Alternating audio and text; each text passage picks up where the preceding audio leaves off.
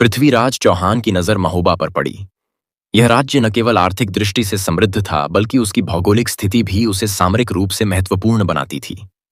पृथ्वीराज ने महोबा पर अधिकार करने के लिए अपने दूतों को राजा परमाल के पास भेजा और समर्पण की मांग की, लेकिन राजा परमाल और उनके सेनापति आल्हा ने इस प्रस्ताव को ठुकरा दिया। महोबा के लिए आत्मसमर्पण करना अपमानजनक था। जब पृथ्वीराज को यह पता चला तो उन्होंने महोबा पर आक्रमण करने की तैयारी शुरू कर दी। युद्ध की तैयारी महोबा की सेना संख्या में कम थी, लेकिन उनके पास आल्हा और ऊदल जैसे वीर योद्धा थे। आल्हा ने युद्ध के लिए पूरी रणनीति तैयार की। वे जानते थे कि पृथ्वीराज की सेना विशाल है और इस युद्ध में महोबा की जीत केवल युद्ध कौशल और साहस से ही संभव है। युद्ध की तैयारी में महोबा की महिलाओं ने भी सहयोग दिया। उन्होंने योद्धाओं के लिए भोजन और अस्त्र शस्त्र तैयार किए।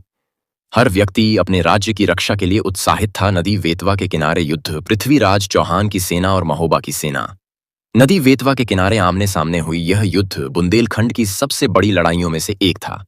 युद्ध की शुरुआत में पृथ्वीराज की सेना ने महोबा की सेना पर जोरदार हमला किया, लेकिन आल्हा और ऊदल ने अपनी चतुराई और वीरता से दुश्मन को भारी नुकसान पहुंचाया। ऊदल ने अकेले ही दुश्मन के कई योद्धाओं को परास्त किया। उनकी तलवार की चमक और ताकत ने दुश्मनों को भयभीत कर दिया।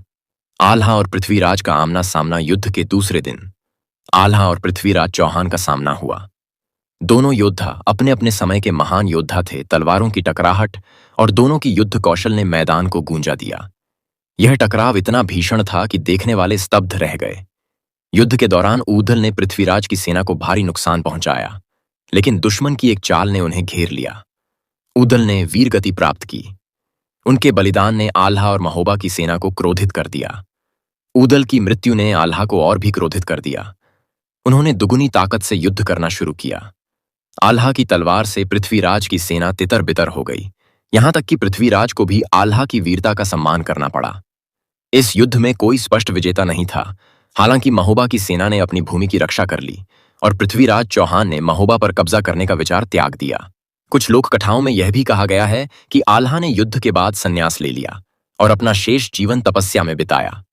यह युद्ध भारतीय इतिहास और लोक कथाओं का अभिन्न हिस्सा है। आल्हा ऊदल की वीरता आज भी लोकगीतों में गाई जाती है। यह कहानी साहस, बलिदान और अपनी मातृभूमि के प्रति निष्ठा का प्रतीक है।